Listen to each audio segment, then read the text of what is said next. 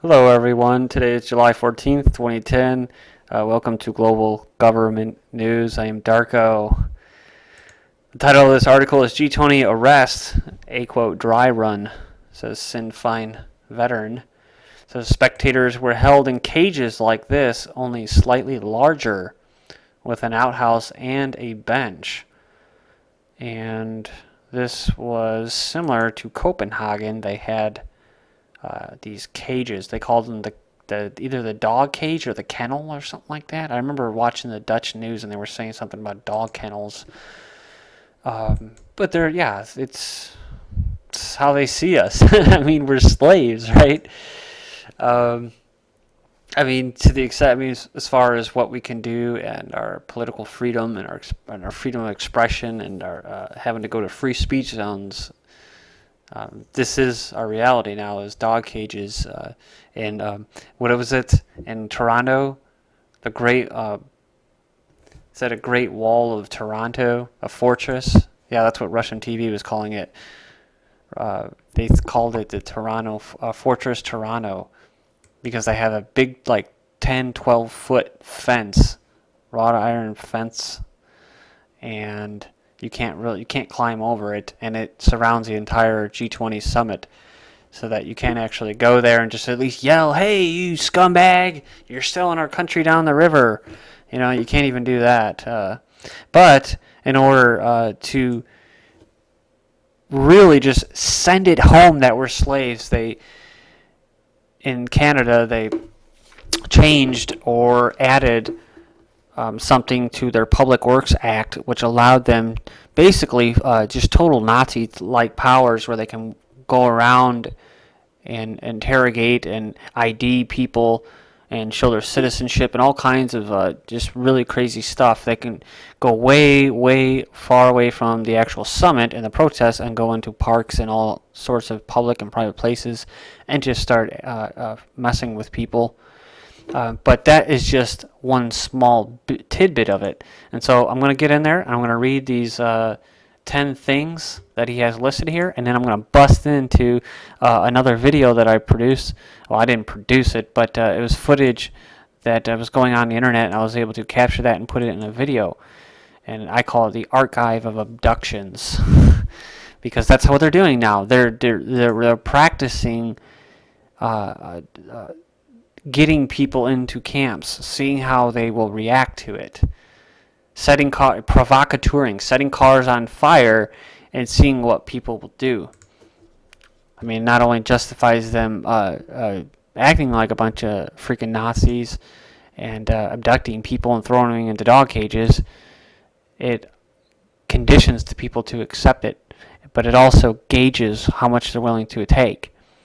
Right, because when you have rampant corruption going on, and like I said, selling countries and their sovereignty down the river, you're going to have some protest, and you want to be able to control that as you're stealing from the populace. It says this whole scenario was a large-scale exercise to assess the psychological reaction of confined masses to arbitrary arrest and imprisonment and denial of basic civil rights. Resistance must continue to form a class action lawsuit. This was by Irish Dan for HenryMacau.com. That's HenryMacau.com. And it says, Tommy Taylor's account, arrested and abused at the G20, and I'll post this link, is frightening. Will it make any great difference to public perceptions? I doubt it. However, it's great that there is a coherent, cognate account of what happened. I was involved in the Sinn Féin here all the way from a street protest party excluded from power right through to seeing our party share regional government in the northern part of Ireland and having a significant presence in the Southern Irish Parliament. I was also on the party national executive for most of the decade and have seen and made politics from inside and out and top down, as well as street level up. Because of this, perhaps these comments may carry a little more weight.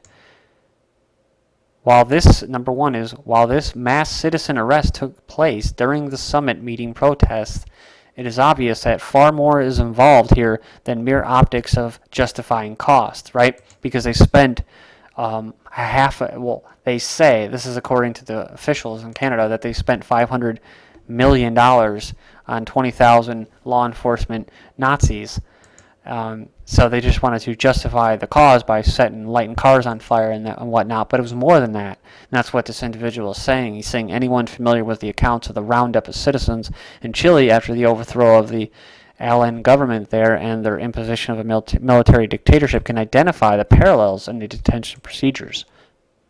The police cars abandoned for burning, etc., the presence of large numbers of specially equipped forces apparently tasked for specific purposes. The transport, the prepared cages, indicates more than a reaction to a protest situation. Rather, it points to a dry run training exercise using the cover of the summit protest, which, he makes a very, very, very, very, very good point. And that is because they could have held this summit protest somewhere else. And I've mentioned this in previous videos. They could have held the G-20 summit protest somewhere else, like when they do it in Pittsburgh. They can hold it on a military installation so that people can't go there. They can hold it in somewhere like what's that out west, Bohemian Grove. They can do something where people where they don't have access to it, right? But they purposely, these global fascists purposely have these meetings so that not only can they just throw a bone to the military-industrial complex, but at the same time they can practice. They can practice the roundups. They can condition people. So it's really multifaceted. There's a lot of reasons why they hold these summits so that people can see them, because it is psychological. They want to show the car burning, and they want to show they want to show the sheep with the slaves kind of freaking out, and then mostly what they want to show is the big reason is they want to show the police state, the Gestapo, coming down and raining down and justifying it and conditioning people.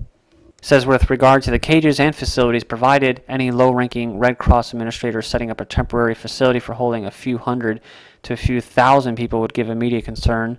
It says the cages, the layout, the provision of cameras indicate careful planning and preparation. It says water was available, and as were disposable cups.